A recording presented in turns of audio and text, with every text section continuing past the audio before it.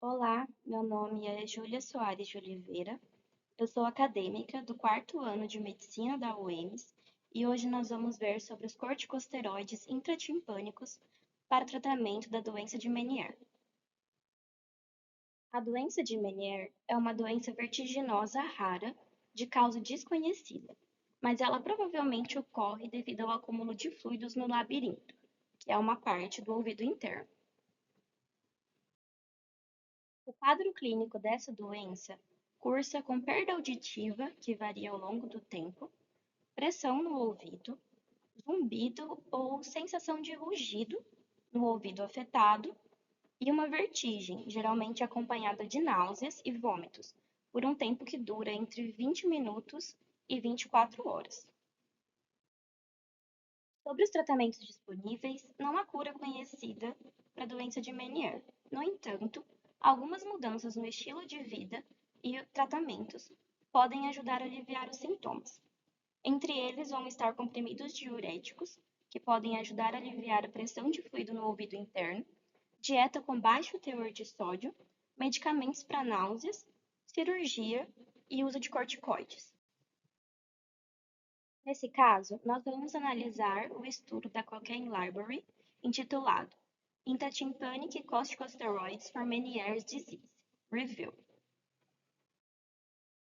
A pergunta de pesquisa desse estudo foi: quais são os benefícios e riscos dos corticosteroides administrados diretamente no ouvido na doença de Meniere? A pergunta de pesquisa é muito importante, porque ela vai ser responsável por designar os caminhos que essa pesquisa vai tomar. E o objetivo de estudo, no caso, que é gerado por meio da pergunta de pesquisa, foi avaliar os benefícios e danos dos corticosteroides intratimpânicos versus placebo ou nenhum tratamento em pessoas com doença de Meniere. Dentro disso, nós podemos fazer a análise PICO. Nesse caso, a população foi basicamente adultos com mais de 18 anos com doença de Meniere diagnosticada.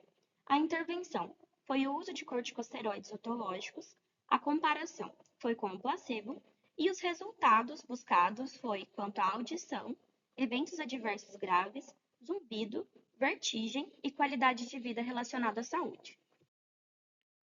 Foram utilizados várias plataformas de busca, entre elas a própria Cochrane, a Medline e algumas outras também, para compor todo o estudo que foi realizado.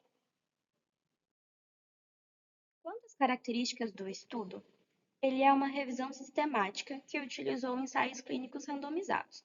Foram avaliados no total 10 estudos, com uma amostra de 952 participantes. Todos os estudos utilizaram corticosteroide na dose de 2 a 12 mg, entre eles metilprednisolona, dexametasona, hidrocortisona ou outros glicocorticoides. Além disso, nós também podemos elencar os critérios de inclusão e de exclusão. Entre os critérios de inclusão estavam os ensaios clínicos randomizados, de adultos com diagnósticos com doença de Meniere, comparação de corticosteroide com placebo ou nenhum tratamento. E os critérios de exclusão foram estudos com acompanhamento por menos de 3 meses. Aqui nós podemos ver o fluxograma PRISMA, que mostra justamente os motivos que esses estudos foram excluídos ao longo da pesquisa. Nós vemos que no início foram elencados 4.434 estudos no total em base de dados, mas eles foram sendo eliminados por diversos motivos, como a Cochrane Cloud, por duplicação com relação uns aos outros, e pelos próprios autores também, sobrando no final 10 estudos para ser incluídos. Dentro desses estudos, nós podemos avaliar alguns desfechos. Os resultados primários, que são considerados os mais importantes, foram a melhora na vertigem, avaliada como um desfecho dicotômico, se melhorou ou se não melhorou, a mudança na vertigem, avaliada como um desfecho contínuo, com uma pontuação em escala numérica, e eventos adversos graves. Mas, junto a isso, também foram observados alguns desfechos secundários, como a qualidade de vida relacionada à saúde específica dessa doença, mudança na audição, mudança no zumbido e outros efeitos adversos, incluindo perfuração da membrana timpânica. Também foi feita a análise do risco de viés desses estudos. O risco de viés, ele é visualizado de acordo com alguns tópicos, como a geração de sequências aleatórias, ocultação de alocação, cegueira do participante pessoal, cegueira da avaliação de resultados, dados de resultados incompletos, relatórios seletivos e outros. Nesse estudo, nós podemos ver que a quantidade de viés encontrada foi bastante expressiva. Também pode ser feita a análise de grade. Esse tipo de análise, ele vai demonstrar se o nível de evidência de um estudo é alto, moderado, baixo ou muito baixo, de acordo com a confiança que existe nos efeitos demonstrados. Ilustrativamente, nós temos aqui que a análise grade quanto aos desfechos dos estudos foi toda classificada como baixa ou muito baixa confiança.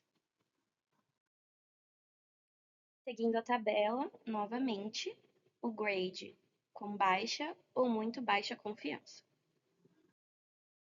Aqui nós vemos o gráfico de Forest Plot, que é basicamente o resumo de todos os achados. Nesse caso, o primeiro desfecho que nós vamos analisar é a melhora na frequência da vertigem.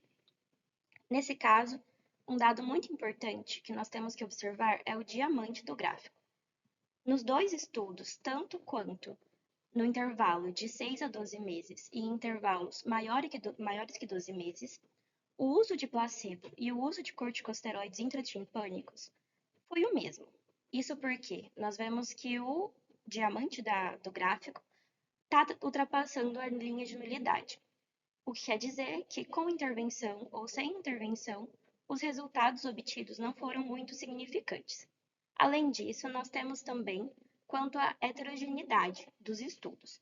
Nós vemos que o tal é zero, o Q quadrado também está dentro do limite, e o I quadrado, em todos os casos, é menor de 60%, o que indica que os estudos não foram heterogêneos entre si, mas há sim um grande risco de viés nos estudos. Mesmo assim, eles demonstram que o uso de placebo ou o uso de corticosteroides para melhora na vertigem da doença de Meniere acaba sendo significativamente igual. Já aqui, nós temos uma análise um pouco diferente.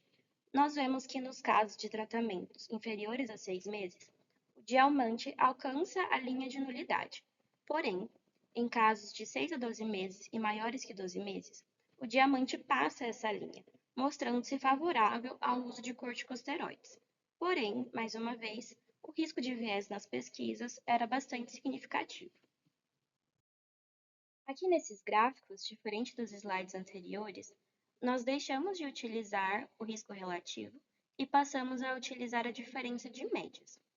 Um dado importante sobre isso é que, nesse caso, a linha de nulidade passa a ser zero, anteriormente era 1, e isso acontece basicamente porque em uma diferença entre dois números iguais, o resultado vai ser zero, mas numa razão entre dois números iguais, o resultado é 1.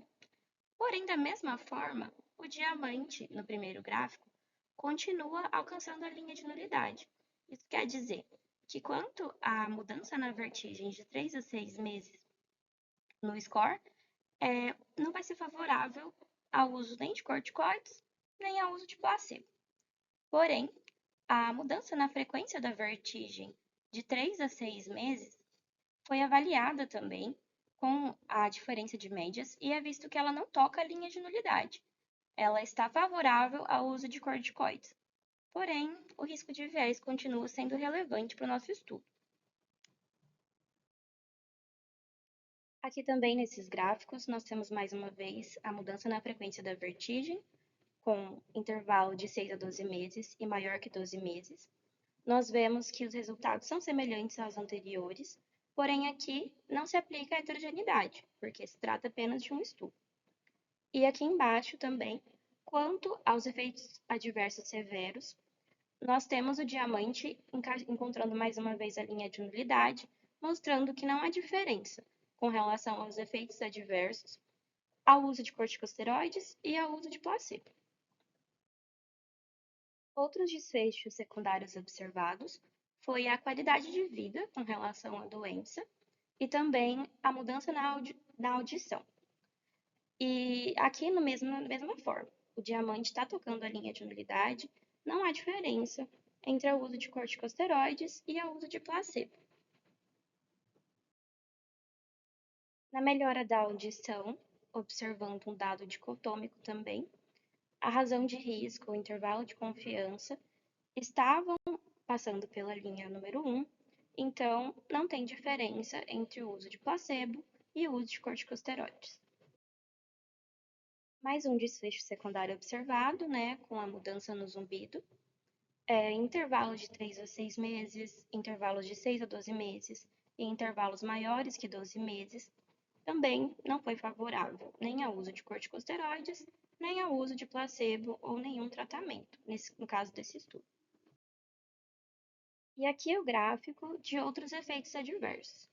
Esses efeitos adversos pesquisados foram dor no ouvido, a perfuração da membrana timpânica, que eu vou falar um pouquinho, mas também a vertigem pós-injeção, outros dados como a perca permanente de audição e uma mudança no zumbido. Nesses casos, exceto pelo primeiro, também não houve mudança ou diferença ou favorável entre o uso de corticosteroides ou de placebo. Porém, aqui no primeiro caso, nós vemos que o resultado é bem mais favorável ao uso de placebo. Por quê? Nós vemos que nos estudos que utilizaram corticosteroides para tratamento, teve uma quantidade importante de pessoas que acabaram tendo perfuração da membrana timpânica. Já no uso de placebo, não teve nenhum dado relatando esse fato. Então, acaba sendo até mesmo perigoso quanto à perfuração da membrana timpânica o uso de corticosteroides. Assim, nós podemos concluir que as evidências para o uso de corticosteroides intratimpânicos no tratamento da doença de Meniere são incertas. Há relativamente poucos ensaios clínicos randomizados sobre isso, como foi mostrado. Muitas vezes eram comparados 2 ou 3 estudos para o mesmo desfecho apenas. E muitos deles utilizaram corticoides diferentes. Seria ideal se fosse observado apenas um corticoide. Então, as evidências que comparam os corticosteroides intratimpânicos a placebo ou nenhum tratamento são, portanto, todas de baixa ou muito baixa certeza. É isso, muito obrigada.